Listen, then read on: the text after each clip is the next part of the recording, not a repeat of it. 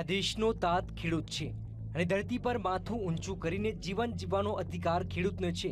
ખેડાના પનોતા પુત્ર સરદાર વલ્લભભાઈ પટેલે ખેડૂતો માટે આ લાગણી વ્યક્ત કરી હતી, પણ ખેડાના જ 9 ગામોમાં આ વાત ક્યાંય લાગતી વળગતી નથી। ખેડૂતોનો મહામૂલો પાક બળી જાય છે, જમીન ખેતી લાયક રહી નથી। આ સ્થિતિ ખેડા તાલુકાના 9 ગામોની છે। ખેડૂતો આ પરિસ્થિતિ માટે ઓએનજીસીના કુવાને જવાબદાર ગણાવી રહ્યા છે। આ સમગ્ર ઘટના પર વીટીવીની ટીમે સ્થળ મુલાકાત લીધી। ખેડૂતોનું કહેવું છે કે આ વિસ્તારમાં ઓએનજીસી છેલ્લા 5 દાયકાથી 400 કુવા દ્વારા જમીનમાંથી ઓઇલ કાઢે છે અને તેના કારણે જ તેમની જમીન બિન ખેતી લાયક બની છે। એક તેલ કુવામાંથી બીજા તેલ કુવામાં લઈ જવા માટે ઓએનજીસી હંગામી ધોરણે ખેડૂતોના ખેતરમાં પાઇપલાઇન નાખે છે। એ પાઇપલાઇન માટે કોઈ કાયદાકીય કાર્યવાહી કરતા નથી અને મૌખિક ખેડૂતને મળીને પાઇપલાઇન નાખી દે છે। આ પાઇપલાઇનો અતિશય જૂની થવાથી લીકેજ થઈ જાય। આ સ્થિતિ તાલુકાના પણસોલી, નવાગામ, નાયકા, ગોબલજ, મલારપુર, કનેરા, કઠાવાડા, બેરાઈ અને અલિન્દ્રા ગામોની છે।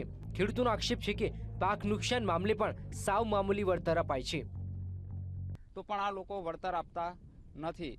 બીજું કે જમીનમાં જે ઓઇલ પડે એના માટે આ લોકોએ જે વળતરનું ધોરણ નક્કી કર્યું છે એ પણ ના સમજાય એવું છે। કારણ કે ક્યારેક ખેડૂતના ખેતરમાં 3 ફૂટ ઊંડું ઓઇલ ઉતરી જાય છે, ક્યારેક ઉપર સપાટી ઉપર જ હોય છે, તો નુકસાનનું ધોરણ ફક્ત ₹3.25 પાકના દર ચોરસ મીટરે। પાકને નુકસાન અને નુકસાન બાદ વળતર પણ નહિવત અને જમીન પણ બિન ખેતી લાયક બનતા ખેડૂતો કફોડી હાલતમાં મુકાયા છે। તેમાં પણ આ ગામોમાં ઢોર ડાંખર રાખવા પણ ભારે પડી રહ્યા છે।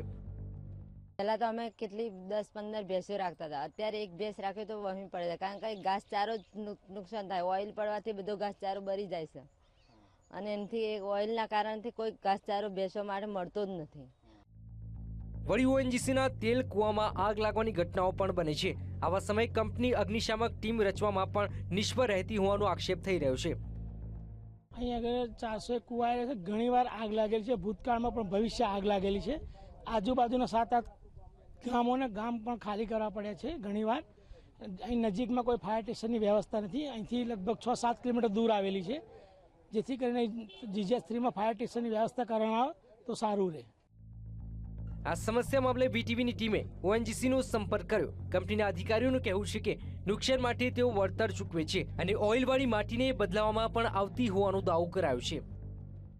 जितनी जगहों पर भी जितने भी फार्मर्स की लैंड थी उन लैंड्स को हमने सॉइल निकाल ली, अपना ऑयल वाली जो सॉइल थी वहाँ पर नई सॉइल लाके वहाँ पर भर दी, उनकी फील्ड्स रेस्टोर कर दी।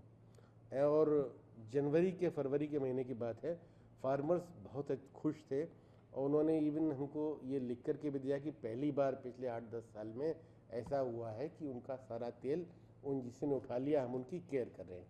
वो हमने कोई आगे भी अगर लाइन लीक होगी तो हमारा प्रॉमिस ये है कि हम तुरंत उसको उठा करके उनकी सॉइल रिप्लेस कर देंगे और जितने दिन हमारा तेल फील्ड में रहता है हम उसको क्रॉप का कंपनसेशन देते हैं। કંપનીનો દાવો છે કે આવી સમસ્યા નહિવત છે। જો કે પાઇપમાંથી લીકેજ મામલે તેમણે ઓઇલ ચોરીના દૂષણને જવાબદાર ઠેરવ્યા છે। તેમ છતાં હાલમાં ગ્રામજનો સમસ્યાનો આક્ષેપ કરી રહ્યા છે। જનક જાગીરદાર, વીટીવી, ખેડા।